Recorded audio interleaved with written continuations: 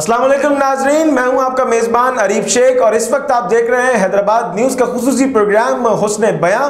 नाजरीन, हुस्न बयां में हम आपको मुख्तलिफ अदीबों से, शायरों से, जो लोग फ़नून लतीफ़ा पर काम करते हैं, उन लोगों से मिलवाते हैं। आज मेरे साथ ऐसी एक शख्सियत मौजूद है, उनका तारुफ अगर मैं मजमूई तौर पर करवाऊँ तो शायद उनकी ज़ात के साथ मैं नाइंसाफ़ी कर जाऊँगा। सहाफ़ी हैं, पूरे पाकिस्तान में इनकी खिदमात ऐसी हैं कि इनके स्टूडेंट्स कहीं कैमरामैन हैं तो कहीं पर एंकर पर्सन है और मुख्तलिफ जगहों पर मुख्तलिफ ऐसे काम कर रहे हैं कि आप लोगों को बताएं तो शहर हैदराबाद का सर फख्र से बुलंद हो जाएगा। वोकल आर्टिस्ट है और जब वोकलिस्ट होते हैं वो आवाज़ का उतार चढ़ाव बहुत बेहतर जानते हैं। उसने बयां के अंदर वोकलिस्ट की बहुत ज़्यादा ज़रूरत होती है। उसके अलावा कमर्शियल के एक्सपर्ट है नाज़रीन, 60 से ज़ायद कमर्शियल को डायरेक्ट कर चुके हैं और मुख्तलिफ जो कमर्शियल्स हैं उसको लिख भी चुके हैं और लिखने के बाद जब डायरेक्शन होती है तो क्या ही कहना है। इसके बाद नाज़रीन करामी होस्ट हैं, अगर इन्हें किसी भी महफिल में खड़ा कर दिया जाए, चाहे ख्वाह वो नौजवानों की महफिल हो या ख्वाह वो हम जैसे लोगों की अदीबों की महफिल हो, तो वो समा बांध देते हैं। इसके अलावा एक्टर हैं, सिखाते भी हैं एक्टिंग, हैदराबाद एक्टिंग एकेडमी के रूह रवां भी हैं, हेड हैं। हैदराबाद के जितने भी एक्टर्स निकल रहे हैं उनको एक्टिंग भी सिखा रहे हैं। आप लोग देख रहे होंगे पछतावा 1, पछतावा 2, उसके अंदर जितने भी लोग एक्टिंग कर रहे हैं उनको सिखा रहे हैं एक्टिंग की, किस तरीके से एक्टिंग की जाती है, किस तरीके से आपको आवाज़ का उतार चढ़ाव रखना है, किस तरीके की लफ्ज़ी इस्तेमाल की जाती है। नाज़रीन गिरामी, उसके अलावा बेहतरीन फोटोग्राफर भी हैं, डीओपी हैं। हैदराबाद एक्टिंग एकेडमी में जितना भी कंटेंट आप देखते हैं ना, वो उसमें से मेजॉरिटी कंटेंट इनका लिखा हुआ होता है, उसको डायरेक्ट करना, उसको मैनेज करना। और इसके अलावा ये तो सारी चीज़ें एक दूसरे से कनेक्ट थी। ये बताने का मकसद सिर्फ और सिर्फ ये था, उज़ैर भाई कह रहे होंगे बहुत लंबी कर दी मैंने लेकिन ये बताने का मकसद सिर्फ और सिर्फ ये था कि ये ना सिर्फ इस फील्ड में, इसके अलावा इवेंट मैनेजमेंट में भी कमाल रखते हैं। मुख्तलिफ शादियां या मुख्तलिफ ऐसे प्रोग्राम्स जो आप समझते हैं कि टीवी पर देखना बहुत आसान होता है, फील्ड पर बैठकर काम करना बड़ा मुश्किल काम होता है। उसने बयां की रिकॉर्डिंग देख लें, उसने बयां के गुज़िश्ता प्रोग्राम्स देख लें, या फिर रमज़ान ट्रांसमिशन हो हैदराबाद न्यूज़ की जितनी भी एडिटिंग है वो उज़ैर भाई के हाथ में है और उज़ैर भाई उसको बहुत बेहतर अंदाज से करते हैं। और आप यकीन करें कि एक डायरेक्टर न्यूज़ जब वो न्यूज़ पब्लिश करता है या फिर वो सहाफ़ियों को सिखाता है या वो खुद उस न्यूज़ को बनाता है तो बड़ा मुश्किल काम होता है उसमें लफ्ज़ी करना। मैं बहुत ज़्यादा उनकी शान में बोल गया हूँ, बहुत ज़्यादा बात कर लिए। उज़ैर भाई, आपको वन मैन आर्मी कहा जाता है। मैं नाज़रीन से मैं सबसे पहला सवाल आपसे ये करूंगा कि आपको वन मैन आर्मी कहा जाता है, तो आप ये सारी चीज़ें मैनेज कैसे करते हैं? देखें जी, सबसे पहले तो बहुत शुक्रिया आपका अरीब, आपकी ज़िद पर मैं आपका गेस्ट बन गया। हालांकि हमारा तो काम है लोगों को अच्छी चीज़ें प्रोवाइड करना, अच्छा कंटेंट देना। बेशक हैदराबाद के शहरियों को ख़ास तौर पे, क्योंकि मेरा हैदराबाद से ताल्लुक़ है, मैं यहाँ पैदा हुआ पला बड़ा और मुझे अपने शहर से बहुत ज़्यादा मोहब्बत है। तो मेरी कोशिश ये होती है कि हैदराबाद के शहरियों को अपने शहरियों को अच्छी से अच्छी चीज़ दिखाऊँ, अच्छा कंटेंट दिखाऊँ। वो चीज़ मैं अपने शहरियों को दिखाना चाहता हूँ, वो देखना चाहते हैं।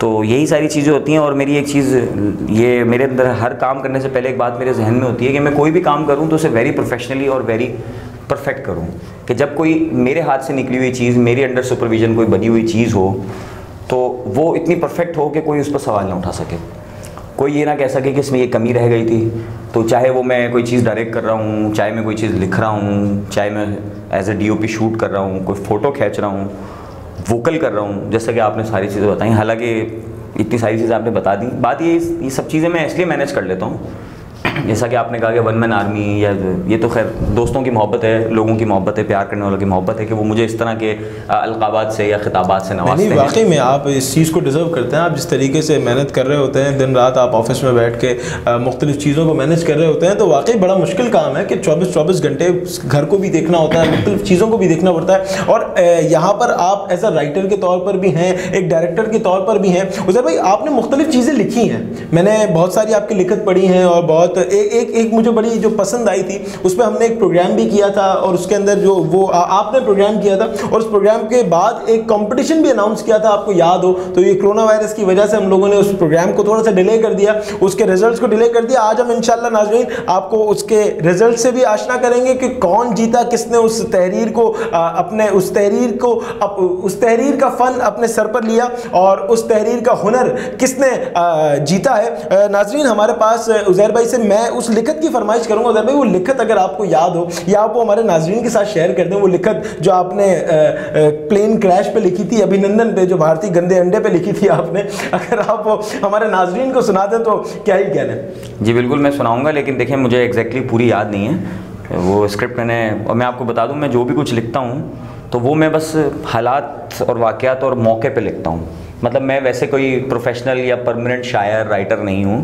मेरा शौक़ है, जैसा कि अभी आपने कहा वन मैन आर्मी, तो मैं आपको उस चीज़ की बात बता रहा था, वो मैं कंप्लीट कर देता हूँ पहले। वन मैन आर्मी तो खैर ये दोस्तों की मोहब्बत है, बात ये सारी चीज़ें मैं इसलिए मैनेज कर लेता हूँ कि इन तमाम चीज़ें मेरे पैशंस हैं, ये तमाम चीज़ें मेरे शौक़ हैं। मैं आपको मज़े की बात बताऊँ, मेरी आदत, मैंने आपको कहा कि जो भी काम करता हूँ उसको कोशिश होती है उसको प्रोफेशनल तरीके से करूँ। मैंने ज़िंदगी में कभी कुकिंग नहीं की। पिछले दिनों अचानक मुझे कुकिंग का शौक़ चढ़ा और मैंने यूट्यूब पर और मुख्तलिफ सोशल इंटरनेट पे से कुछ रेसिपीज़ निकाली, कुछ क्रिएटिव खाने जो कि हमें घरों में आमदिन में बनाने को नहीं मिलते हैं। Just like cakes, Chinese food, ये चीज़ें आपको बाज़ार से ही प्रोवाइड होती हैं। घर में तो आप बिरयानी, कोरमा, कढ़ाई यही चीज़ें बनाते हैं। बिल्कुल ऐसे। पिछले दिनों मुझे शौक़ चढ़ा, मैंने उसको देखा, मुझे शौक़ चढ़ा और मुझे फील हुआ कि यार ये काम भी मुझे करना चाहिए, बस मैंने करना है। लेकिन मैंने वही वाली बात, मेरी सोच के मुझे परफेक्ट और प्रोफेशनल करना है। अब पोजीशन ये है कि मैंने पिछले दिनों एक डिश बनाई घर में, वो मेरे घर वालों को इतनी पसंद आई, फिर मैंने कुछ दोस्तों को बुला के उनके लिए बनाई, तो वो कहने लगे कि भाई ये तो बेकरी से भी ज़्यादा अच्छी बनी है। और उसकी मतलब टेस्ट से लेके उसकी डिस्प्ले आउटपुट तक, मतलब उसका जो शेप था वो भी मैंने वैसे ही फील कराया। मैंने शाशलिक बनाया। अब शाशलिक एक ऐसी चीज़ है आपको घर में शायद बहुत से लोगों को बनानी भी नहीं आती, अगर लेकिन बनाएंगे तो बहुत ईजी है। बात ये इंटरेस्ट लेने की ज़रूरत है, ठीक है। इंटरेस्ट अगर आप किसी चीज़ में लेंगे, उससे आप शौक़ से, जद्दोजहद के, बहुत प्यार से, मोहब्बत से करेंगे, तो उज़ैर खान ही नहीं, अरीफ शेख भी ये काम कर सकता है, कोई भी ये काम कर सकता है। क्योंकि देखिए मैं भी आप ही की तरह एक आम इंसान हूँ, जीता जागता बोलता है, जैसे आप हैं वैसे मैं हूँ, ठीक है। आप अभी यंगस्टर हैं, अभी आपने स्टार्ट लिया है, क्योंकि मैंने बहुत कम उम्र में जो है अपनी फील्ड, आपको जैसे कि पता है, पूरे शहर जानता है, मैं 17 साल तो मैंने जर्नलिज्म को दे दिए। बिल्कुल ऐसे। और मैं हैदराबाद का वाहिद सबसे कम उम्र ब्यूरो चीफ हूँ, और इस बात पर मुझे गवर्नर सिंध ने अवार्ड भी दिया था कि मैं पूरे पाकिस्तान में सबसे कम उम्र किसी इदारे का ब्यूरो चीफ बना था। When I was only 21 years old, 2009 में मेट्रो वन न्यूज़, जो कि हैदराबाद पाकिस्तान का एक अच्छा बड़ा न्यूज़ चैनल है, इंफोटेनमेंट चैनल है, उसने मुझे मेरी खिदमत में, मेरे काम को देखते हुए ब्यूरो चीफ हैदराबाद मुकर्रर किया। 21 साल की उम्र में लोग जो है वो बच्चे तैयारी कर रहे होते हैं, नौजवान तैयारी कर रहे होते हैं, सोच रहे होते हैं, प्लानिंग कर रहे होते हैं कि हमने अब कॉलेज कंप्लीट किया, यूनिवर्सिटी में लेना है, फलां एडमिशन लेना है, ये करना है। आप भी यही कर रहे हैं, अभी आपने डॉक्टर फार्मेसी में एडमिशन लिया। इससे पहले आप जब टेस्ट हो रहे थे तो आप मुझसे भी डिस्कस कर रहे थे, उधर भाई मैं कहाँ जाऊँ, मास कॉम पढ़ूँ, क्या करूँ, वैसे मेरा ये शौक है, अब्बू का ये है, इसी तरह होता है। हमारे भी घर में सब चीज़ें थी। लेकिन बात ये, मैं कहता हूँ कि किसी भी चीज़ को अच्छे से करना चाहिए। अगर आपका किसी चीज़ में शौक है, तो अगर आप कुछ करना चाहते हैं या कर रहे हैं, तो जो भी काम करें उसमें अपनी तमाम तवानाइयाँ डाल दें, उसको बहुत ही प्यार और बहुत ही मोहब्बत से करें, और उसमें अपनी लगन फील करें। अगर एक काम आपको ज़बरदस्ती करना पड़े या आप करें, तो उस काम को आप ना करें, ठीक है। कुछ लोग, ऐसा होता है, बहुत सी चीज़ें देखने में आती हैं, कभी कभी लोग अक्सर कंपटीशन पे खड़े हो जाते हैं कि जी अरीब ये काम कर रहा है तो मैं भी कर लूँगा। देखिए अरीब की अलग खूबियाँ हैं। अरीब पैदाइशी तौर पर कुछ खूबियाँ लेके पैदा हुआ है। हर इंसान में कुछ क्वालिटीज़ होती हैं जो कि गॉड गिफ्टेड होती हैं, उनको पॉलिश करके, उनको समझ के, उनको बाहर निकालने की ज़रूरत होती है। ज़ाहिर बात है, आपको पता ही नहीं होता कि आप क्या हैं, आप किस काम के लिए, मकसद के लिए पैदा हुए हैं। तो शायद मुझे लगता है कि मैंने जान लिया है कि मैं किस वजह से पैदा हुआ हूँ, मेरा मकसद क्या है। मेरा मकसद यही है कि मैं दुनिया को एक अच्छी चीज़ दूँ, एक अच्छी लोग दूँ, और जो मेरे सीखने वाले, जो मेरे जूनियर्स हैं, वो मेरी मेहनत को देखते हुए। एक वजह ये भी ज़्यादा मेहनत करनी है, हालांकि आप जानते हैं कि हैदराबाद न्यूज़ सिंध का सबसे बड़ा वेब चैनल है, ठीक है। स्टाफ के हिसाब से, फैसिलिटीज़ के हिसाब से, जितने भी वेब चैनल हैं वो 2-3-4 अफराद की टीम पर मुश्तमिल है। हमारे पास 20 अफराद का स्टाफ है, लेकिन उसके बावजूद मैं तमाम स्टाफ को रिलैक्स रखता हूँ और उनके साथ काम करता हूँ, ताकि उनके अंदर भी वो जज्बा पैदा हो। देखें कि यार हमारा जो लीडर है, हमारा जो ऑनर है, वो हमारे साथ मिलकर इस तरह काम कर रहा है, तो हम क्यों नहीं कर सकते। तो आने वाले, जैसे आप हैं, अवैस काम कर रहे हैं और नौजवान हैं हमारे साथ, तो उन्हें मुझे देख के एक इंस्पिरेशन मिलेगी, तो वो आगे जाके तबाही मचाएंगे। जब इंस्पिरेशन मिलेगी तो नौजवान नस्ल अच्छा काम करेगी। देखें हम में जो एनर्जी है, उसमें से ज़्यादा मैं समझता हूँ कि आप में और हमारे आने वाले नौजवानों में हमसे ज़्यादा एनर्जी है। आप लोग टेक्नोलॉजी के बच्चे हैं। आप जब पैदा हुए तो आपके पास मोबाइल फ़ोन था, स्मार्टफोन था। जब हम पैदा हुए तो कंप्यूटर भी शाज़ो नाज़िर होता था, तो फ़र्क है। अच्छा, मेरे वालिद जो नहीं कर सके वो मैंने किया, अब जो मैं नहीं कर सका वो मेरा बेटा करेगा। बिल्कुल जाहिर बात है, क्योंकि वो एक नया न्यू जनरेशन में, एक डिजिटल दौर में पैदा हुआ है। तो सारी बात ये है कि मेरा ये सब करने का मकसद, पहली चीज़ तो ये है कि मेरा शौक़ है, कि मैं चाहता हूँ कि मुझे हर चीज़ में परफेक्शन आनी चाहिए।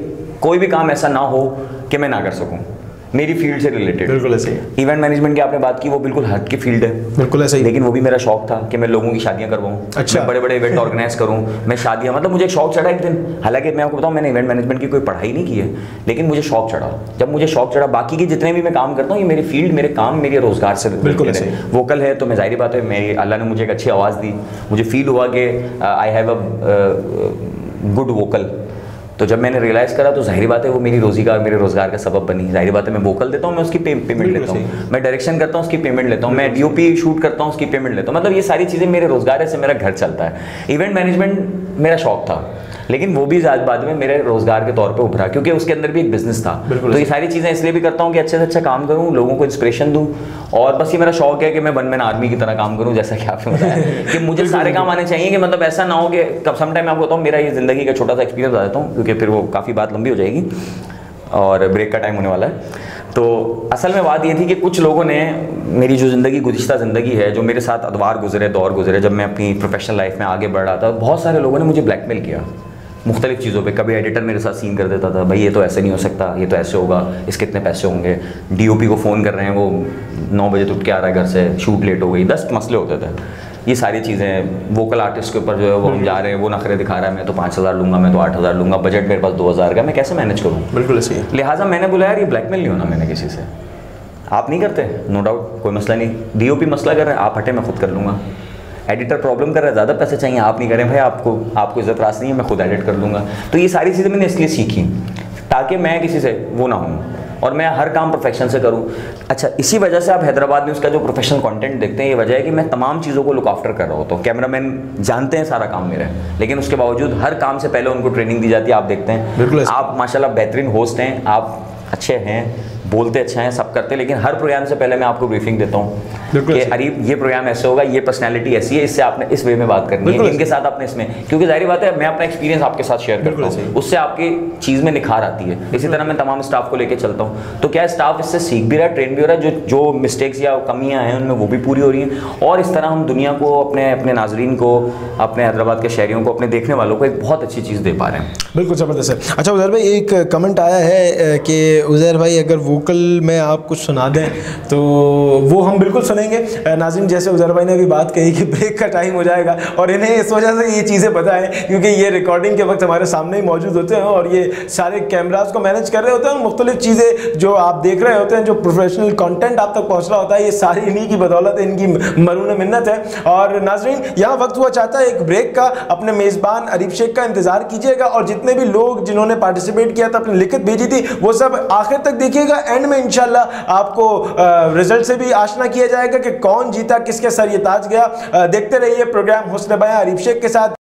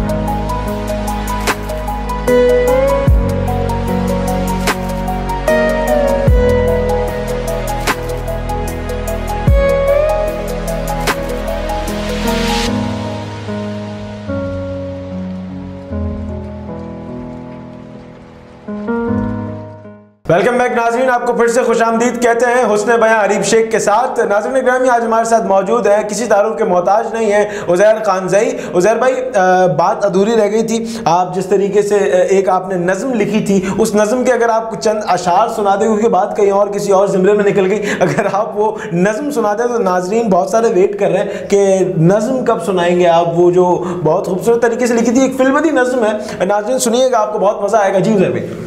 हाँ जी बिल्कुल। बस ये नज़्म जो होती है ये बेसिकली, क्योंकि मैंने आपको बताया मैं कोई परमानेंट राइटर या शायर नहीं हूँ, लेकिन बस सम टाइम कुछ जज्बात होते हैं जिस पे कुछ चीज़ें जो है वो अंदर से आपको एक झंझोड़ता है, कोई आके आपके ज़मीर को या समझ लें आ जाती है। वो कहते हैं ना वो शायरों को क्या आती है पता नहीं, मैं मुझे तो अल्फाज भी सही से नहीं पता नहीं तो वो एक कैफियत तारी हो जाती है और ये सारी चीज़ें तो बहुत कभी कभी वो मुझ पर होती है। अच्छा। तो मैं पेन और कलम लेके बैठ जाता हूँ और बस जहन के दरीचों में कुछ ना कुछ चलता रहता है मेरे। और बस वो जो फिर मुझे चीज़ें आती जाती हैं वो मैं पेपर पे लिखता जाता हूँ, फिर उसको करता जाता हूँ। तो बस हुआ ये कि जहाज़ जो है वो पाकिस्तानी हुकूमत ने गिरा दिया, अभिनंदन को अरेस्ट कर लिया, फिर छोड़ भी दिया।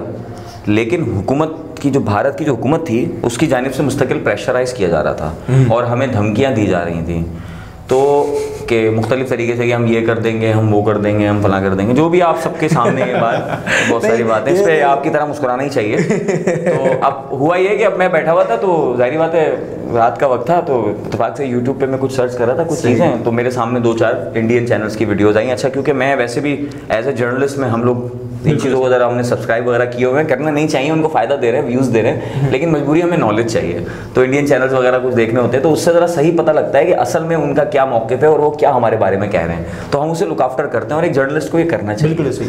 तो भाई वो मैं कुछ कर रहा था तो कुछ खबरें, एक वहाँ पे एक न्यूज़ एंकर बैठा हुआ था तो वो नज़मिया अंदाज में अब जो है वो बड़ी बकवास कर रहा था पाकिस्तान के ख़िलाफ़। अच्छा। कि हम आएंगे तो ये कर जाएंगे, और वो नज़मिया अंदाज़ था, शायरी अंदाज़ था। तो जाहिर बात है अब वो न्यूज़ एंकर है, मैं भी एक न्यूज़ एंकर हूँ, बिल्कुल ऐसे ही है, और राइटर भी हूँ। मुझे बड़ा गुस्सा आया, तो ये मेरे जज्बात थे, मैंने कहा यार मैं इस गधे को जवाब दूंगा। बिल्कुल।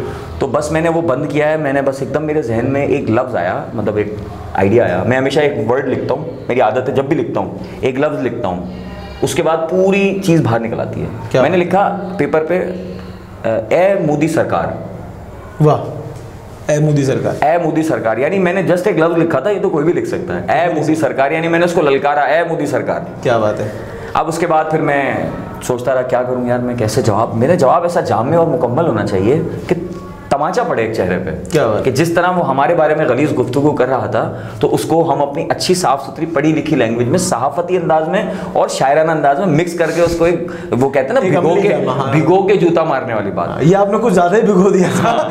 ये तो जी मुझे याद आ रहा है, अगर तो मुझे एग्जैक्टली याद नहीं है, अगर आप मुझे बता देते तो मैं लैपटॉप में मेरे पास टाइप हुई भी रखी है, मैं निकाल लाता। ए मोदी सरकार तू होगी बड़ी ख्वार, वाह, कुछ ना कर सकेगी तेरी ये फौज शीर ख्वार। वाह वाह। ऐ सुन गिदड़ ना शेरों को ललकार, वगरना तेरे वगरना तेरे देश में होगी मौत की पुकार। ना चलेगा तेरे हनुमान का भाला और ना कुछ कर सकेगी तेरी काली। ना छेड़ मलंगा नू, ना दे तू हमें गाली। और समटाइम इससे कुछ वर्ड थे, आखिर में मैंने इसमें कहा था कुछ और, मैं बता रहा हूँ मुझे एग्जैक्टली याद नहीं, ये भी मैंने 2 मिसरे बीच के मैं खा गया हूँ। तो और माजरत अगर किसी नहीं, और मैं माजरत चाहता हूँ इस बात पे, मैंने उसमें भी माजरत की थी जब ये मैंने वीडियो अपना बनाया था, उस वक्त भी मैंने अपने चैनल पे एक वीडियो बना के इसको नज़्म को पढ़ के पेश किया था, लेकिन शुरू में मैंने और आखिर में माजरत की थी कि ये जो मैंने हनुमान और काली का जिक्र किया है, तो ये हरगिज़ मेरे जो हिंदू भाई हैं, मेरे पाकिस्तानी हिंदू भाई हैं, दुनिया में जहाँ पर भी हमारे हिंदू कम्युनिटी के लोग मौजूद हैं, उनके लिए नहीं है। ये सिर्फ उन बदबूदार और घटिया सोच रखने वाले हिंदू लोगों के लिए हैं जो इस तरह की सोच रखते हैं। ये उनके हनुमान, क्योंकि मैं जिक्र कर रहा हूँ, आप मेरे जुमले सुनिएगा, ना चलेगा तेरे हनुमान का भाला। तो इस बात को समझिएगा कि इसमें तेरे का जो लफ्ज़ दिया गया है, तो वो बड़ी टेक्निक से सामने वाले को बताया गया है कि जो लोग ऐसी सोच रखते हैं, यानी कि जो मोदी को सपोर्ट करते हैं या मोदी की मुस्लिम खिलाफ सोच को सपोर्ट करते हैं, तो उसका जवाब है कि ये तेरे भगवान हनुमान का है, यानी कि जो मेरा हनुमान है ना वो सही है। मेरा हनुमान यानी मेरे हिंदू भाई का हनुमान वो मेरा हनुमान है, ठीक है, क्योंकि हम सबको सपोर्ट करते हैं, तो हम अपने दूसरे अक़लियत भाइयों के मज़ाहिब की करते हैं, उनके साथ हम होली भी सेलिब्रेट करते हैं, हम दिवाली में भी जाते हैं, हम क्रिश्चियंस के चर्च में भी जाते हैं, तो इसमें कोई शर्म या उसमें कोई गलत बात नहीं है कि मेरा जो हनुमान है, यानी हमारे पाकिस्तानी हिंदू भाई का जो हनुमान है उसको हम नहीं ललकार रहे, क्योंकि हम किसी के मजहबी अकीदे को नहीं झंझोड़ सकते या ललकार सकते, हम नहीं कह सकते। तो तेरे हनुमान और तेरी काली, तो इस बात को मैं फिर क्लियर कर दूँ। फिर उसके बाद लास्ट में मैंने कहा था कि वगरना लहराएगा दिल्ली पे परचम सब्ज़ लाली, परचम, हाँ सॉरी, उसका एक जुमला और था, मुझे एग्जैक्टली याद नहीं आ रहा, काश कि मुझे एक मिनट में याद आ जाए क्योंकि टाइम कम है। तो एक मैंने कहा था कि वो, हाँ हम सलाहुद्दीन अय्यूबी और हम इस तरह मैंने कुछ कहा था, तो हम बिन मोहम्मद बिन कासिम, तो इस तरह मैंने कुछ करके लास्ट में जो लाइन थी कि वगरना लहराएगा दिल्ली पर परचम सब्ज़ लाली, दिल्ली पर परचम सब्ज़ लाली। अच्छा नाज़रीन, मैं एक बात यहाँ पर ये कर दूँ, मुख्तलिफ लोग एक अलग जाविये में ले गए होंगे उज़ैर भाई की बात को, लेकिन यहाँ बात करने का मफ़हूम समझा जाए, यहाँ उस चीज़ को समझा जाए, हमारी अक़लियत हमारा फ़ख्र है और हम उन लोगों से बहुत मोहब्बत करते हैं। और मैंने ख़ास तौर पर, अगर उज़ैर भाई आपको इल्म हो, नाज़रीन देख रहे हो, जो मैंने बाकायदा वहाँ पर काली माता के मंदिर, जो हैदराबाद का सबसे बड़ा काली माता का मंदिर है, वहाँ जाकर मैंने बाकायदा जरासीम कुछ स्प्रे किया है। और बहुत सारे मुसलमानों से मैंने ये बातें सुनी है कि यार हमारे नबी जो हैं वो उन्होंने बुतों को पाश किया था। मुख्तलिफ ऐसी चीज़ें होती हैं, सुनने में आती हैं, लेकिन नबी ने इंसानियत का दर्स सबसे पहले दिया था। हम समझते हैं इंसानियत सबसे ज़्यादा। और मैं यहाँ एक बात ये कह दूँ, हमारे अगर किसी हिंदू भाई को ये बात बुरी लगी हो तो उसके लिए भी मैं माजरत करता हूँ। और उज़ैर भाई पहले मैंने माजरत की बात नहीं है, माजरत उस सूरत में हो कि हम कोई गलती करें, हम क्लियर कर रहे हैं कि आप लोगों के लिए नहीं है, ये सिर्फ उस घटिया सोच के लिए है। अगर आपकी ऐसी सोच है तो आप पे है। ये ना करें। और वो बात है कि मैंने आवाज़ तुम्हें दी है इस एतमाद के साथ, तुम भी आवाज़ मिला दो मेरी आवाज़ के साथ। और उज़ैर भाई, एक आवाज़ की बात होती है, एक वोकलिस्ट के लिए आवाज़ बहुत मैटर करती है। आप चूंकि एक वोकलिस्ट हैं, आप ये बताइएगा कि मैंने बहुत जगह ये सुना है कि आप मुख्तलिफ आवाज़ों में बात कर सकते हैं, मुख्तलिफ आवाज़ों में आपने कमर्शियल रिकॉर्ड किए हैं। मेरे सामने मुख्तलिफ आवाज़ों में आपने जिस तरीके से आप अपनी आवाज़ का जादू लोगों तक बिखेर होते हैं। नाज़रीन ये जानना चाहेंगे, क्योंकि एक मैसेज भी आया था, एक कमेंट भी आया था, और हम लोग इस वक्त लाइव है। नाज़रीन, आप लोग जितने भी लोग हमें देख रहे हैं वो इस वीडियो को जितना हो सके ज़्यादा से ज़्यादा शेयर करें और कमेंट करके अपने अपने सवाल भेजें। इंशाल्लाह आपके सवालों का जवाब देंगे। उधर में बताइएगा कि किस तरीके से वोकल को इस्तेमाल करते हैं आप, किस तरीके से अपनी आवाज़ को इस्तेमाल करते हैं। जी बिल्कुल, देखें ये एक हुनर होता है। और इससे पहले हमारे फर्स्ट प्रोग्राम में माशाल्लाह आवाज़ के बादशाह, आवाज़ के जादूगर, हमारे पहले प्रोग्राम में हमने आवाम से रोशनास कराया, क्योंकि वो आवाज़ के जादूगर थे, इसलिए उनकी आवाज़ तो लोग सुनते हैं, जानते हैं, पहचानते हैं, लेकिन उनको बहुत कम लोग फ्रंट से जानते हैं, क्योंकि वो ऐसी शख्सियत नहीं है। क्योंकि ज़्यादातर वो रेडियो पे सुनते रहे। इशरत अली खान साहब हैदराबाद का फ़ख्र है, हैदराबाद की बहुत अच्छे राइटर हैं, तो उनको राइटर में भी जाहिर बात है किताब पर सिर्फ तहरीर करने वाले का नाम लिखा होता है, उसकी तस्वीर बहुत कम लोग लगाते हैं। तो इसी तरह आवाज़ जो होती है, आवाज़ एक अलग दुनिया है। वोकल जो है, वोकलिंग या वोकलिस्ट जो होता है, वो एक अलग दुनिया है, एक अलग फील्ड है। इसके अंदर बहुत कुछ है, आप इसको बहुत तरीके से कर सकते हैं। अब पहली बात यह है कि सबसे ज़रूरी इसके लिए होता है कि एक अच्छी आवाज़ अगर अल्लाह ने आपको दी है तो उसका आप सही इस्तेमाल करें। फिर उसके बाद उसकी कुछ ट्रेनिंग्स हैं, उसको आप लें, उसके जो कुछ रूल्स एंड रेगुलेशंस होते हैं उसको फॉलो करें। आवाज़ देने का बहुत तरीक़ेकार होते हैं। अब अच्छा, कुछ लोग ऐसे होते हैं एक ही तरह का वॉइस ओवर कर सकते हैं, उनके बाद उसमें मतलब अंदाज नहीं होते। कुछ लोग ऐसे होते हैं कि कई तरह की आवाज़ें निकाल लेते हैं, जैसे मिमिक्री आर्टिस्ट होते हैं, तो वो भी आवाज़ का इस्तेमाल करते हैं और मुख्तलिफ तरह की मिमिक्री करते हैं, मुख्तलिफ लोगों की आवाज़ें निकालते हैं। वो एक अलग टैलेंट है, वो एक अलग दुनिया है। उसका वोकल से, इस वाली वोकल से कोई ताल्लुक नहीं है, वो एक अलग फील्ड है। जैसे कि हम अगर किसी कमर्शियल की वॉइस ओवर करते हैं, हम किसी प्रोमो की वॉइस ओवर करते हैं, या हम तो इसकी वॉइस ओवर अलग है, वोकल अलग है। शायरी, शेर व शायरी की वॉइस ओवर अलग है, न्यूज़ की वॉइस ओवर अलग है। अब जैसे न्यूज़ पे आप सुनते हैं तो मैं आपको सिंपली अपनी नॉर्मल एक न्यूज़ के स्टाइल में आपको खबर पढ़ के सुनाता हूँ। जो आप वोकल सुनते हैं कि जैसे कि अपना, अगर हमारी एक खबर है कि अपना अभी कल मैं अभी जो लेटेस्ट अभी थोड़ी देर पहले देख रहा हूँ, बल्कि सॉरी आज तो मैंने वॉइस ओवर नहीं दी क्योंकि आज हमने ब्रेक रमज़ान की वजह से स्टाफ को अपने जो है वो रिलैक्स किया था, कोई खबर हमने कवर की नहीं। कल जो है हमने खबर की थी, अवैस खान साहब लतीफ़ाबाद बिजनेस फोरम के सदर ने सैनिटाइजर गेट का इफ्तिताह कर दिया गया। तो मैं उसकी एक लाइन बता देता हूँ कि और लतीफ़ाबाद यूनिट नंबर 8 की मरकज़ी जामा मस्जिद में वॉक थ्रू सैनिटाइजर गेट का नस्ब कर दिया गया, जिसका इफ्तिताह आल लतीफ़ाबाद बिजनेस फोरम के सदर अवैस खान ने किया। अब ये जो तरीका था, ये न्यूज़ का तरीका है, ये वेरी सिंपल होता है, इसमें बहुत ज़्यादा करना होता है। अब अगर मैं इसको प्रोमो की स्टाइल में ले जाता हूँ, जैसे कि हम प्रोमो आपने मेरे हुस्न बयां का देना, आज हम हुस्न बयां पे बात करेंगे। हम हुस्न बयां का देंगे। अब जैसे अगर हम हुस्न बयां के बारे में बात करते हैं, हम एक इश्तिहारी प्रोमो दे रहे हैं, कंटेंट दे रहे हैं, हम एक ट्रेलर दे रहे हैं या टीजर कह लें, प्रोमो भी कहते हैं उसे, कि भाई हम लोगों को एक वीडियो अपलोड करते हैं कि जिससे लोगों को पता लगता है, जैसे आपका अपलोड हुआ था जिसमें बताया गया कि भाई हुस्न बयां क्या है और हुस्न बयां कब से ऑन एयर हो रहा है। तो मैं एक लाइन उसकी ले लेता हूँ कि जैसे कि लाइन ये ले लेते हैं कि भाई देखिए प्रोग्राम हुस्न बयां मेरे साथ, ठीक हो गया, मंगल की रात 11 बजे डन हो गया। ठीक है, अब हम ये लाइन इसको एक मखसूस अंदाज में करते हैं। देखिए मेरे साथ प्रोग्राम हुस्न बयां हर मंगल की रात 11 बजे सिर्फ हैदराबाद न्यूज़ पर। वाह। अब ये एक अंदाज अलग था। अब हम आ जाते हैं कमर्शियल पे। बिल्कुल। अब कमर्शियल की जो वॉइस ओवर होती है, अब कमर्शियल का नेचर जानना पड़ता है। कुछ कमर्शियल फनी वेज में होते हैं, कुछ सैड वेज में होते हैं, कुछ जो है वो मतलब प्रोडक्ट वाले होते हैं, मतलब उसमें भी अलग अलग स्टाइल। अच्छा, इसको अगर हम इस तरीके से मैनेज करें कि आप हुस्न बयां के लफाजी पर आप ये समझे कि आप किसी क्रीम का इश्तिहार दे रहे हैं, तो अगर आप उसको मैनेज करके बताएं, नाजरीन जानना चाहेंगे। ये देखें, ये लाइव बैठ के इस तरह तो करना थोड़ा मुश्किल है, इसके लिए थोड़ा पेपर वर्क करना पड़ेगा। मैं कर दूंगा, बिल्कुल। नहीं, वो चीज मैंने देखी है, वो मैंने देखा, जब भी मैं कह रहा हूँ कि ये होना चाहिए। हाँ, बिल्कुल डिस्कशन होती है। तो क्या होता है, जैसे अभी रिसेंटली मैंने क्रीम की आपने बात की, तो मैंने क्रीम का कमर्शियल अभी किया था, तमन्ना ब्यूटी क्रीम। बिल्कुल अच्छा ही है। ठीक है, इससे पहले मैंने मसाले का कमर्शियल किया था, तो उसका डायरेक्टर भी मैं था, वो स्क्रिप्ट भी मैंने लिखा था और उसकी वोकल भी मैंने दी थी। बिल्कुल देखा। उसकी वोकल कुछ इस तरह थी कि बादशाह मसाले जिसमें शामिल कुदरती अज्जा, वो हम बनाते हैं कुदरती अज्जा से, अपना केमिकल से पाक कुदरती अज्जा से मसाले, इस तरह की कुछ थी। सॉरी, मैं एग्जैक्टली मुझे लग गया। कोई इशू नहीं, ये कोई ऐसी बात नहीं, हम लाइव जा रहे हैं, गलतियां तो होती रहती, कोई इशू नहीं है। माजरत नाज़रीन माफ़ कीजिएगा, आप ये मत समझिएगा कि मैं जो लफाजी कर रहा हूँ यहाँ बैठ के। बात ही होती है सारी चीज़ें पेपर पेन से, बिल्कुल एक स्क्रिप्ट। लाइव बोलने के लिए तो मैं आपके साथ बात जितनी बोलेंगे मैं कर लूँगा, और मैं मतलब, लेकिन अब जो वॉइस ओवर होता है, जो स्क्रिप्ट होता है, उसको प्रॉपरली पढ़ के या याद करके ही किया जाता है। और जो मैं चीज़ें आपको बता रहा हूँ, कमर्शियल मैंने आज से कोई 1 साल पहले किया था, लेकिन मैं आपको उसकी 2 लाइनें मैं आपको करके बता देता हूँ। जैसे हम बनाते हैं केमिकल से पाक कुदरती अज्जा से सेहत बख्श मसाले, ठीक है, बादशाह मसाला खानों का बादशाह। अब उसको मैंने बहुत हाई पिच पे किया था। हाई पिच कहते हैं मोटी आवाज को। अच्छा, ठीक है, हाई पिच पे इस तरह किया था, हम बनाते हैं सेहत, सॉरी मैं फिर लाइन भूल गया। नहीं, आप इसको ऐसे ही कर लें। आप देख रहे हैं प्रोग्राम हुस्न बयां। अच्छा चले, मैं आपको कर देता हूं। आप देख रहे हैं प्रोग्राम हुस्न बयां, मेजबान अरीब शेख के साथ मेहमान है उज़ैर खानज़ई।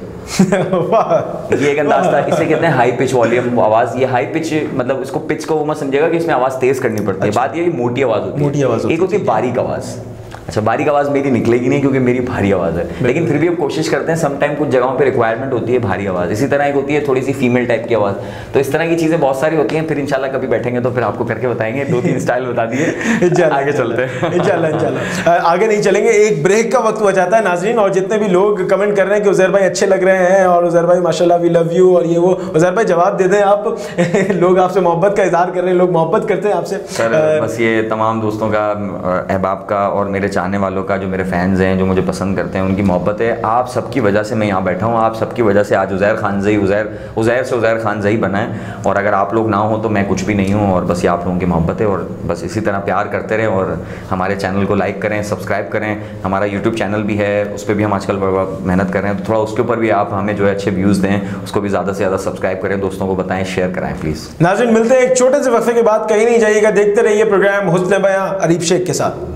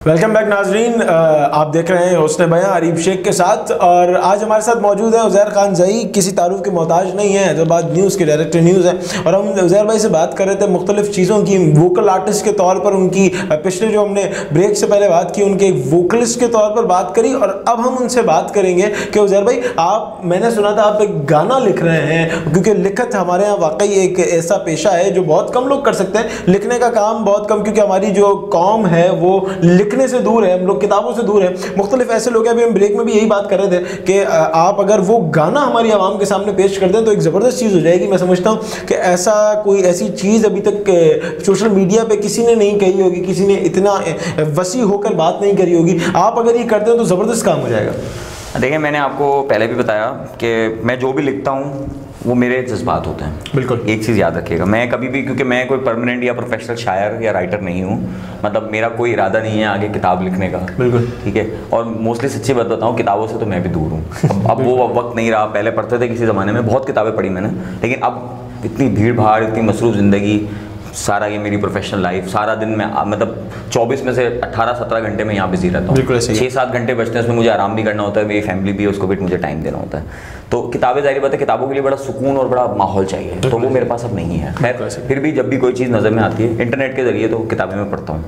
तो जब भी मैं कुछ लिखता हूँ तो वो मेरे जज्बात होते हैं। जैसा कि मैंने वो इंडिया वाली नज़्म लिखी, वो मेरे जज्बात थे, वो मेरा जवाब था, वो मैंने एक चीज़ दी, मैंने उसको जवाब दिया।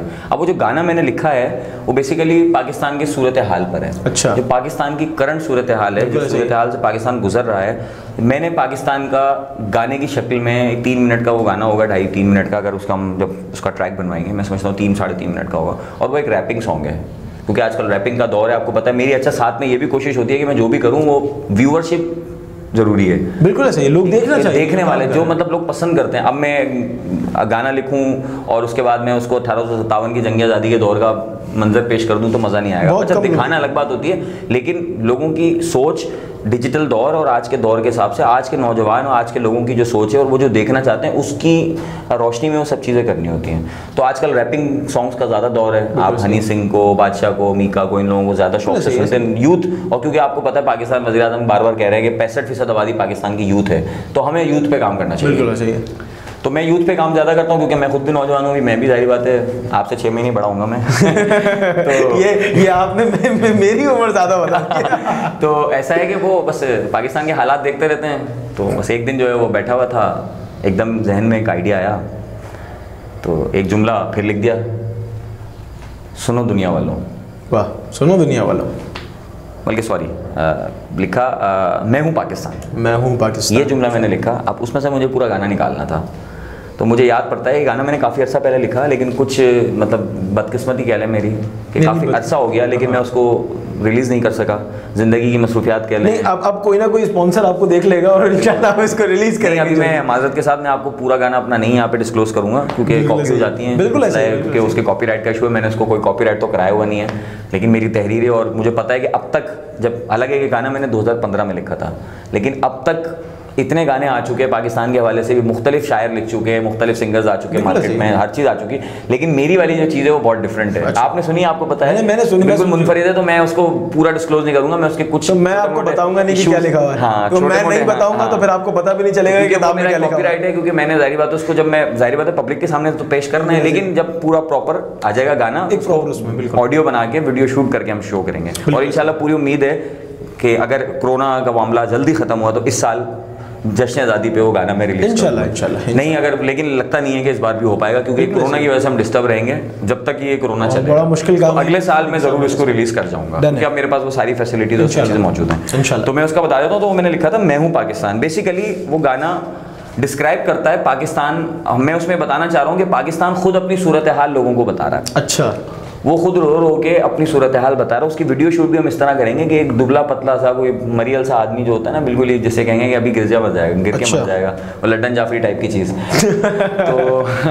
तो उस तरह जो है ना उनको हम लेंगे, तो वो ऐसा हमारा वो कैरेक्टर होगा जिसको हम दिखाएंगे, फटे हुए कपड़े होंगे, सूरत हाल ख़राब होगी, हम वो दिखाएंगे कि ये पाकिस्तान है और ये अपनी आप बीती बता रहा है। अच्छा, आप मस्बत चेहरा नहीं दिखाएंगे इसमें? नहीं, मैं देखें पॉजिटिव, मैं उस सूरत में जाऊँगी पॉजिटिव कोई बात हो नहीं, क्योंकि आपकी पॉजिटिव जो हैदराबाद न्यूज़ की जो SOPs हैं वो पॉजिटिविटी के हैं। हैदराबाद, बिल्कुल आपकी बात सही है, हैदराबाद न्यूज़ एक अलग चीज़ है। मेरा गाना, वो मेरे जज्बात हैं, वो मैं एज ए सिंगर उसको मैं गाऊंगा भी खुद ही। अच्छा, ठीक है, क्योंकि मैं कोई सुरीला नहीं हूँ, इसलिए मैं रैपिंग पे गया हूँ। रैपिंग में सुर नहीं चाहिए होते, रैपिंग में आपको काफ़ी चाहिए, रदीफ काफ़ी आपको बड़ी तरीके से मिलाने होते हैं, फिर एक अच्छा म्यूजिक आप बेस कर लें और धब धब धब धब के ऊपर आप घुमा दें, ऐसा होता है। तो मतलब रैपिंग सिंगर कोई भी बन सकता है, बिल्कुल ऐसे ही है।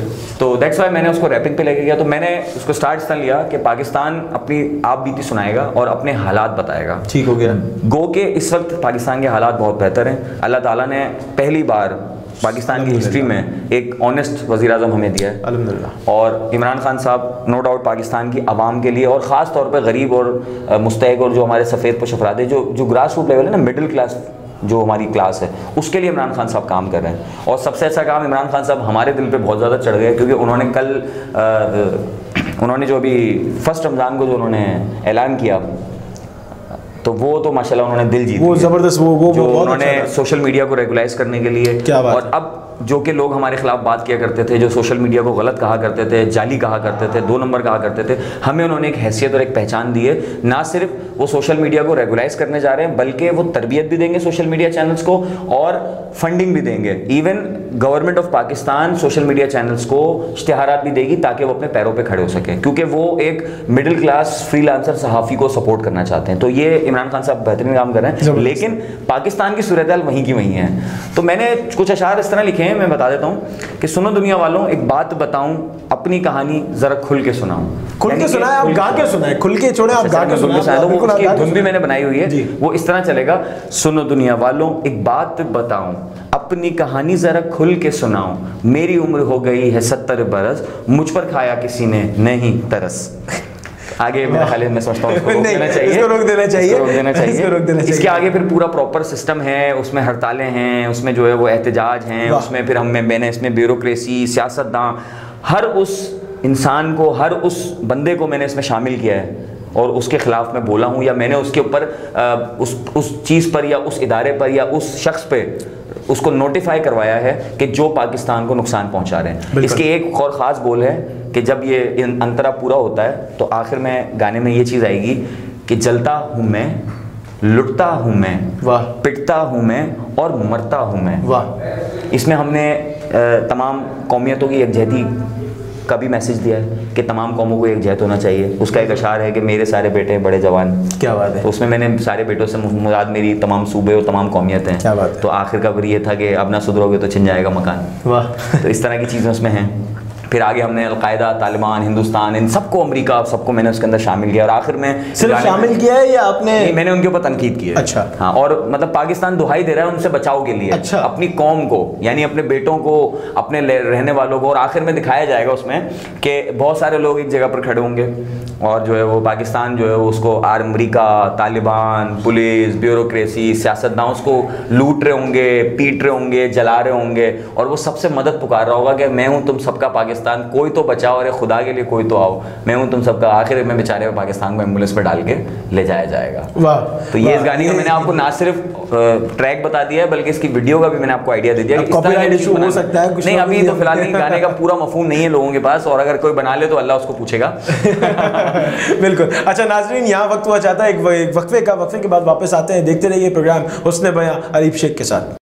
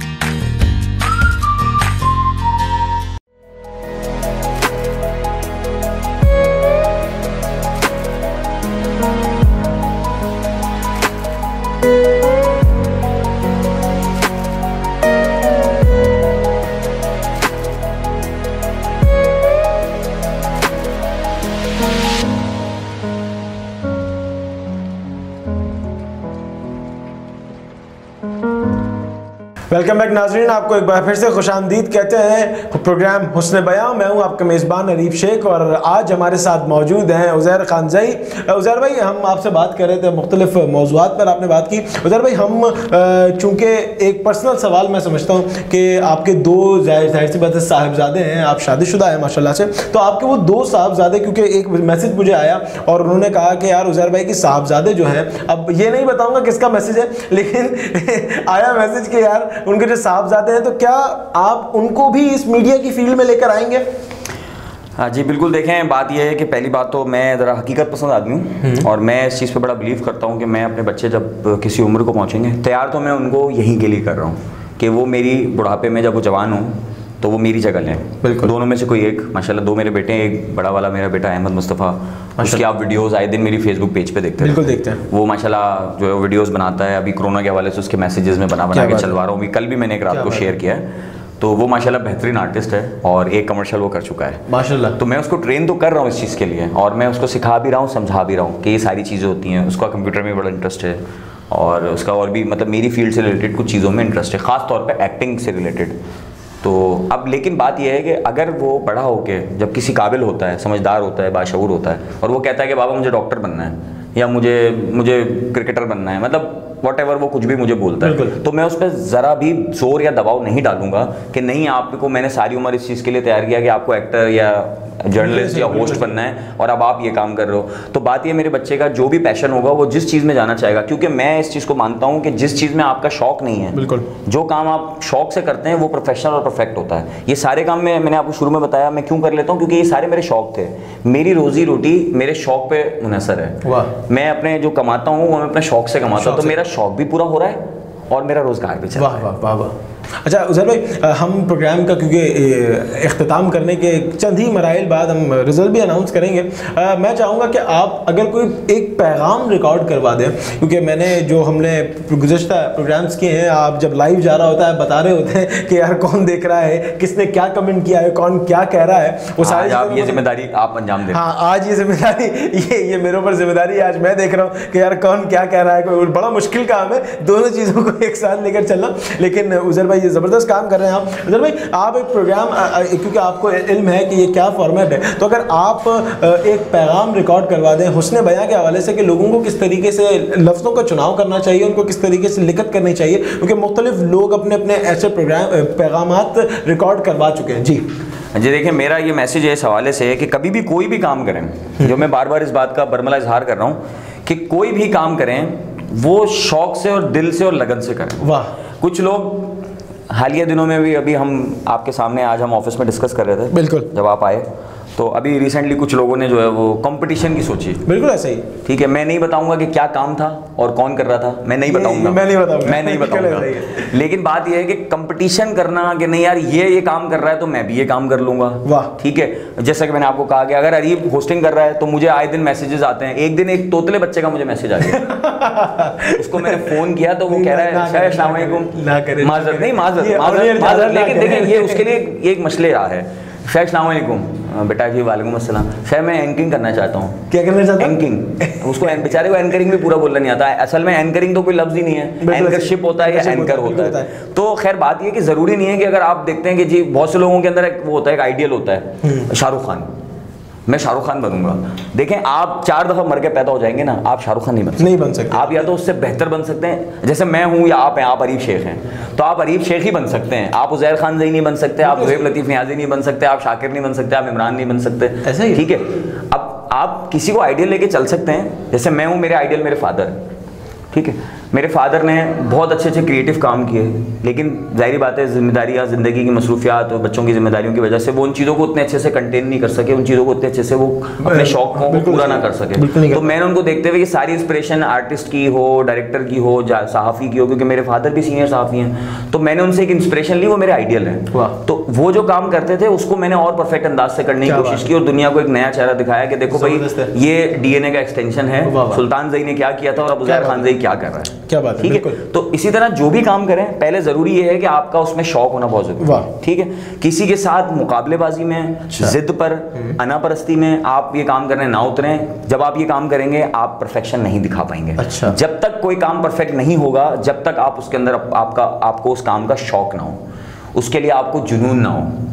अब जैसे मेरा जुनून है कि भाई हैदराबाद न्यूज़ पर कोई भी नॉन प्रोफेशनल चीज़ नहीं चलनी चाहिए, दुनिया देखे बोले नहीं यार ये एक बेहतरीन प्रोफेशनल चैनल है। तो मेरी हर तरह से कोशिश होती है, इसीलिए मैं पूरा वक्त सर्व करता हूँ, सब चीज़ों को एक एक बार लुक आफ्टर करता हूँ कि कोई चीज़ गलत ना जाए स्क्रीन पे, कोई ऐसा ना कहे कल को कि यार ये तो बेकार, मतलब बेवकूफ़ों का चैनल। तो इसी तरह तो सारी चीज़ें हैं। तो इसी तरह हम जो है वो कोई भी काम करने खड़े हों तो पहले उसमें शौक पैदा करें, फिर उसके बाद उसको करें। आप यकीन जानिए, जब आप किसी काम को शौक से करेंगे, जैसे मैंने आपको बताया कि मैंने हालिया दिनों में कुकिंग स्टार्ट कर दी, लेकिन मेरा शौक था, दैट्स वाई मैं अपनी वाइफ से अच्छा खाना बनाने लगा। क्या बात है।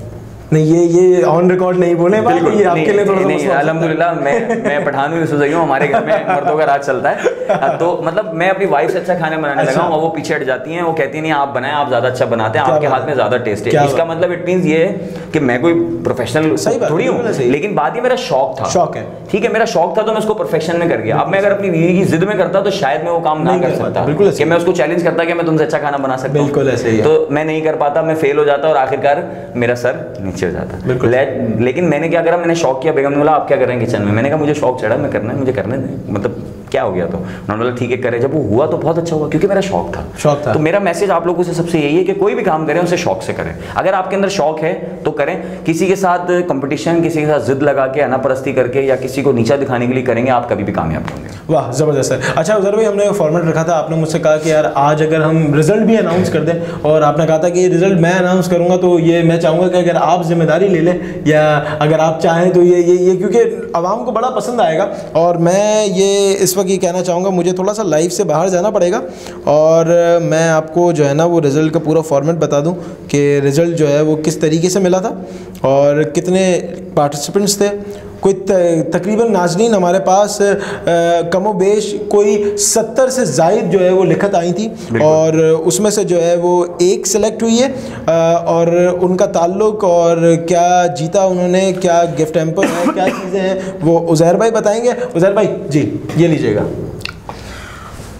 जी बिल्कुल, जो हमने एक मुकाबला कुछ दिन पहले अनाउंस किया था कोरोना से पहले, तो 23 मार्च के हवाले से था। हमने 23 मार्च पे, क्योंकि उस वक्त भी पाकिस्तान और जो इंडिया में जो तशद्दुद वाले वाक़यात हो रहे थे मुसलमानों के ख़िलाफ़, और कश्मीर का इशू भी साथ में, वो तो आज तक चल रहा है, तो उसमें हमने जो है वो एक मुकाबला अनाउंस किया था कि जो अच्छे लिखारी हैं वो अपनी तहरीरें हमें भेजें, और पाकिस्तान जो मुसलमानों के ख़िलाफ़ जो दिल्ली में जो दहशतगर्दी हो रही है, मुसलमान मुखालिफ जो एहतजाज वो चल रहा है सिस्टम, वो जो लोगों को मारा जा रहा है और जो मुसलमानों पे जुल्म हो रहे हैं, उसके ख़िलाफ़ एक तहरीर दें, कोई नज़्म दें, कोई शेर दें, कोई इस तरह का सिस्टम, कोई ऐसी चीज़ दें, कोई ऐसी हमें खूबसूरत लिखत दें जिसमें जो है वो हम अपने जज्बात को डिस्क्राइब कर सकें, और साथ में कश्मीर को शामिल कर लें, या तो अलग अलग दोनों सेगमेंट की बात कर लें। तो बाजिया जाहिद जो कि कराची से ताल्लुक़ रखती हैं, बाजिया जाहिद आपको बहुत बहुत मुबारक हो। आपकी जो तहरीर थी मुझे और हमारी जो ज्यूरी टीम थी बहुत पसंद आई, और आपकी तहरीर में बाकायदा तौर पर जज्बात नज़र आते थे,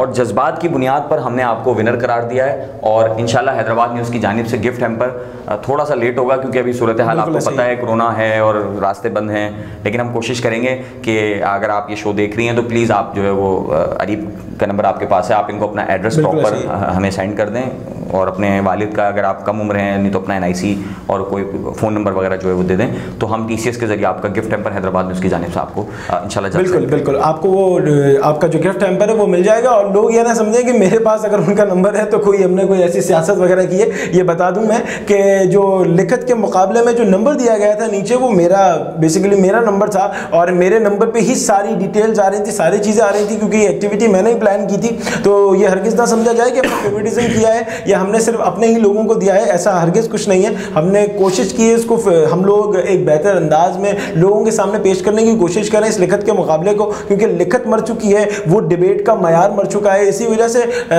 हमने अहमदुद्दीन काज़मी साहब के शेर पे के इसी शौक में पूछी हैं हज़ारों बातें, मैं तेरा हुस्न तेरे हुस्ने बयां तक देखूं। और यही शेर पर हम लोगों ने इस प्रोग्राम का फॉर्मेट इसी वजह से दिया था, क्योंकि जो चीज़ें लोगों तक नहीं पहुँच पाती, जो अदीब हैं हमारे, जो दानिश्वर हैं, जो लोग शायर हैं, जो फ़नून लतीफ़ा से ताल्लुक़ रखते हैं, वो लोग नहीं पहुँच पाते, वो लोग बात नहीं कर पाते, उनको मौका नहीं दिया जाता। और अब इंशाल्लाह ये इमरान खान साहब का भी बड़ापन है, और उनका ये बहुत बेहतरीन फैसला है कि उन्होंने सोशल मीडिया को एक ऐसा प्लेटफॉर्म बना दिया लोगों के लिए कि हर कोई इस्तेमाल कर सकता है और हर कोई अपनी बात का और वो रजिस्टर्ड होगा, वो प्रॉपर राइट वे में काम करेगा, पाकिस्तान के एक सरकारी इदारे से वो रजिस्टर्ड होगा, उनको बाकायदा रजिस्ट्रेशन ऑर्डर जारी होंगे, जैसे एक सैटेलाइट चैनल या अखबार को लाइसेंस और एक्रेडिटेशन मिलती है, उसी तरह वेब चैनल्स को एक रजिस्ट्रेशन मिलेगा। चलेगा, एक प्रोसेस होगा और वो सरकार गवर्नमेंट के साथ एफिलेटेड होंगे और फिर वो आज़ादाना काम करेंगे। और पीटीआई की हुकूमत का जो मतलब मैंने जो प्रेस कॉन्फ्रेंस सुनी है फिरदौस आशिक आवान साहब की, जो साहिबा की, जो वज़ीर आज़म साहब के फैसले पे जो कंफर्म कर दिया आपने जी साहिबा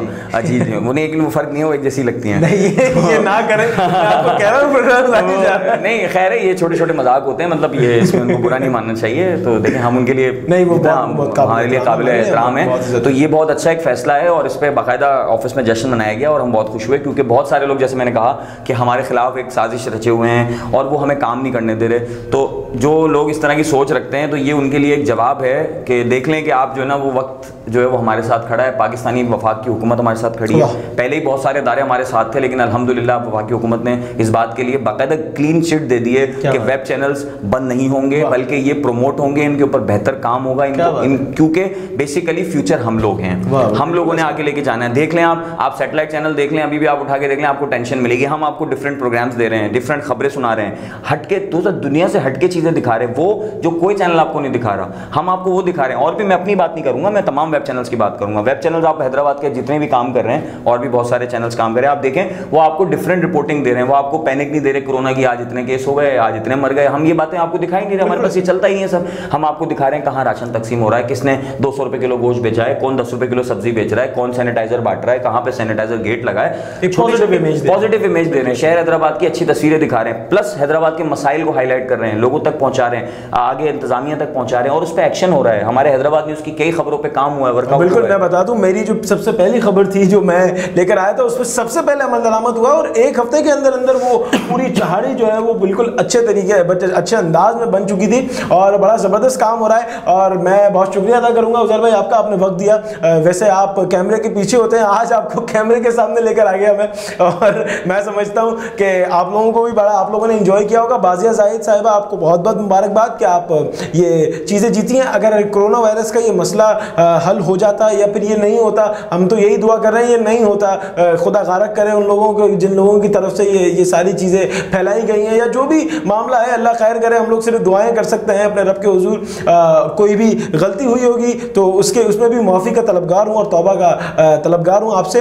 एक चीज़ और कह दूँ कि जो गिफ्ट हैम्पर्स, और हम लोग बाजिया जाहिद साहिबा को ये बता दें कि आपके लिए एक और चीज़ थी, हम लोग एक पूरा प्रोग्राम शूट करते हैं आपके साथ, और एक पूरा आपके लिए एक आप अपनी नज़्म बाकायदा रिकॉर्ड करते हैं, वो आपके लिए भी एक वो होती है, और हमारे लिए बड़े एजाज़ की बात होती है। अभी भी आप एक काम करें, उनको कह दें, मतलब आप बाजिया अगर आप चाहें तो एक, बल्कि हम कर देते हैं, बाजिया आप एक अच्छी सी वीडियो बनाएं, मोबाइल को लैंडस्केप मोड में रखिएगा। बस ये ख्याल रखिएगा, मोबाइल आपका ऐसे नहीं होना चाहिए, लैंडस्केप मोड में होना चाहिए, किसी सही जगह पे रख के या ट्राइपॉड पे या किसी सही जगह हाथ नहीं लेना चाहिए, साफ वीडियो। आप एक वीडियो बनाएं और जो आपकी नज़्म है वो पूरी आप अच्छे अंदाज में उसको रिकॉर्ड करें, ठीक है, और अंदाज में रिकॉर्ड करके अरीब को आप व्हाट्सएप कर दें, हम हैदराबाद न्यूज़ पे ऑनर कर देंगे। वाह, ज़बरदस्त काम हो गया ये तो, ये दोनों चीज़ें बिल्कुल कंफर्म हो गई। और मैं नाजरीन से ये रिक्वेस्ट करूंगा कि अगर आपने कमेंट नहीं किया या सवाल नहीं किए तो नेक्स्ट वीक हम लोग फिर से दोबारा आएंगे एक नए मेहमान के साथ, और मुख्तलिफ चिट-चैट होगी, मुख्तलिफ टॉपिक्स पे बात होगी। चिट-चैट का लफ्ज़ मैंने गलत इस्तेमाल कर दिया उज़ैर भाई, लेकिन मैं फिर भी कहूँगा